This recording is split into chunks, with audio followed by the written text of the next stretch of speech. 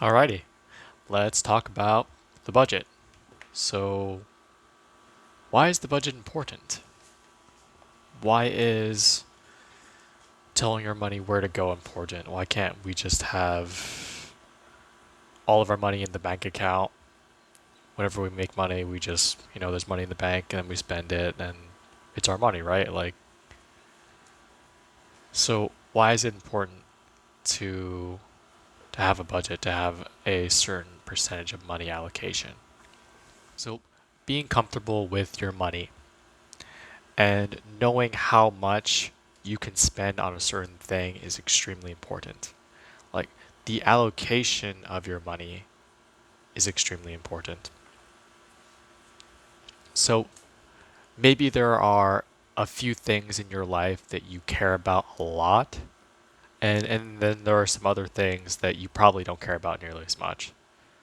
So what the budget does is instead of capping the amount of fun, like, oh, like you can't spend money on this, you can't spend money on that, like it's actually like the opposite.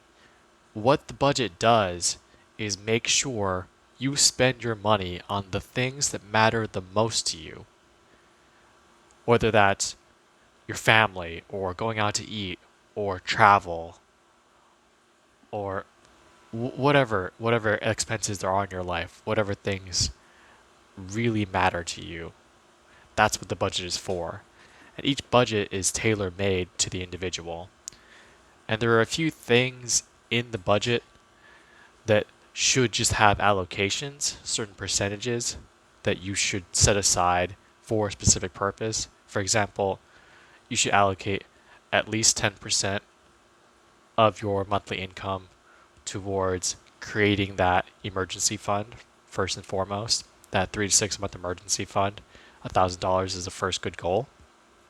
So the emergency fund allows you to make better long-term decisions and to get over uh, small short-term issues that come up, like maybe your tire blows out and you need to get a replacement so you can go to work and continue earning money, or maybe there's a hospital bill, or maybe something goes wrong with the house, or maybe someone, you know, gets sick or something. Whatever happens, you have that little bit of money set aside to get over this problem without having to go into credit card debt, without having to go and get a loan from someone. So having the budget. So getting the emergency fund in place. Once you have the emergency fund in place, then you switch that from the 3 to 6 months savings that goes into in investments. So I can't tell you specifically what to invest in. There are a plethora of things to invest in. You have to do your own research and your own due diligence on that to find whatever it is you're most comfortable with investing in. And that could be it could be real estate, it could be the stock market, it could be cryptocurrency, it could be your own business, whatever it is. Not financial advice. So having that 10% set aside in order to go into your specified investments that you understand and are comfortable with. Another 10%, which is extremely important, is the charity fund, the giving fund. So it it's this weird concept, right? You think like wouldn't it be easier if I just kept all my money for myself and just spent it on whatever I want? Like how does that make sense? Like I'm trying to like build wealth. Why am I giving wealth away? That's a fair question.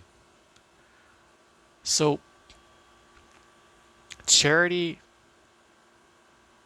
and giving money away to other people, it changes your relationship with money. So instead of this mindset where it's like I only have enough money for myself, like it's like this very like closed-minded mentality. Like, it goes from me to how can I help my community? How can I help the people around me?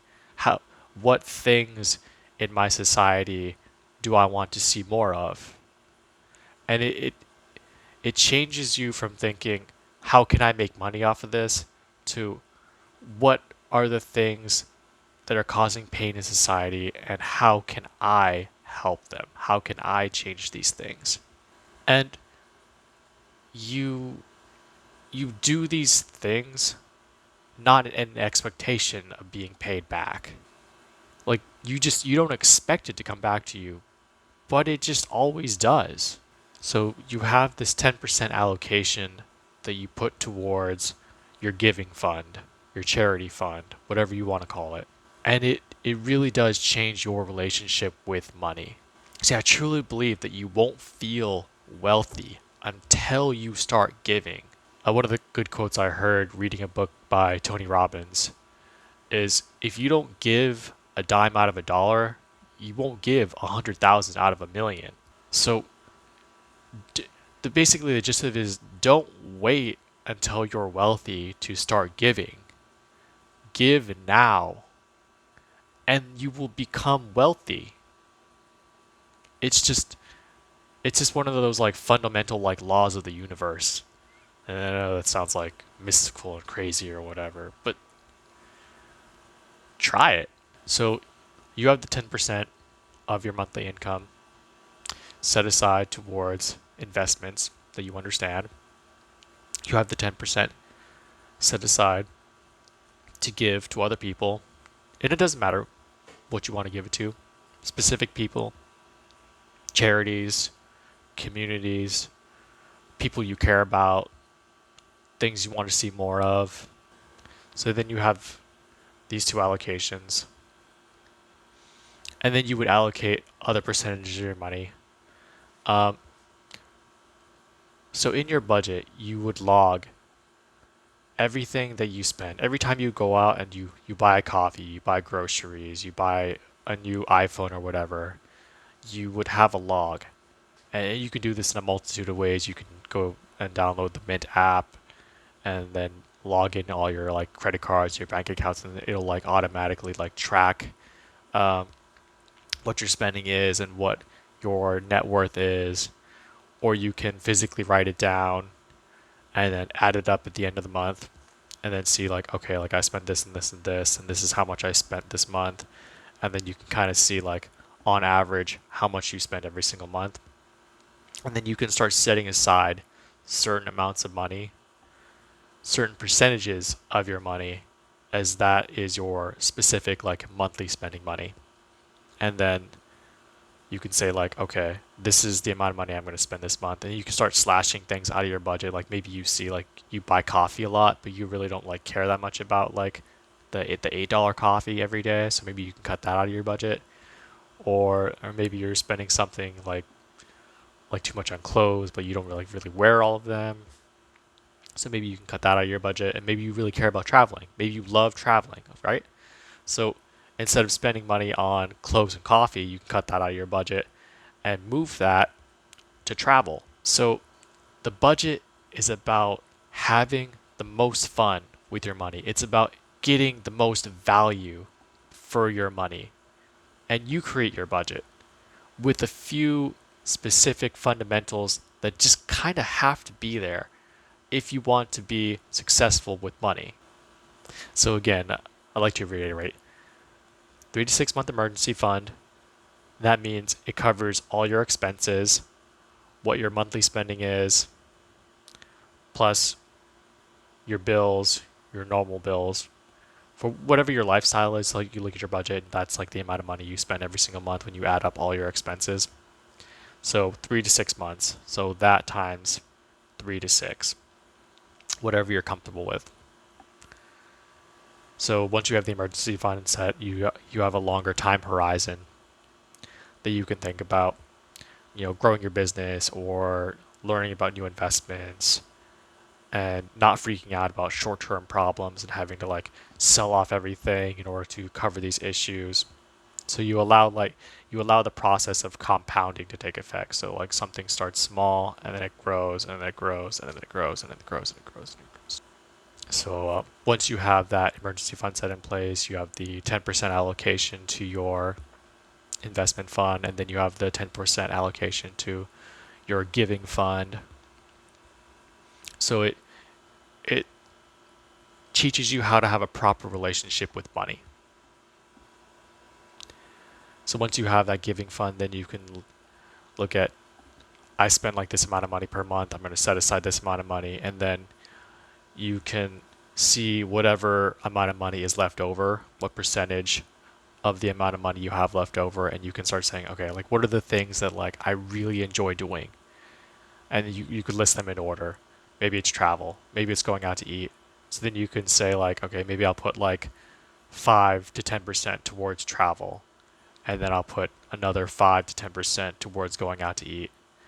And you can do that in like descending order. Like maybe travel's the most important to you, and maybe going out to eat's like the second most important. So you put the 10% towards travel, and you put the 5% towards going out to eat, and in descending order. So you make sure you're putting your money towards the things that matter the most to you, and you make sure you're hitting the most valuable aspects of the budget.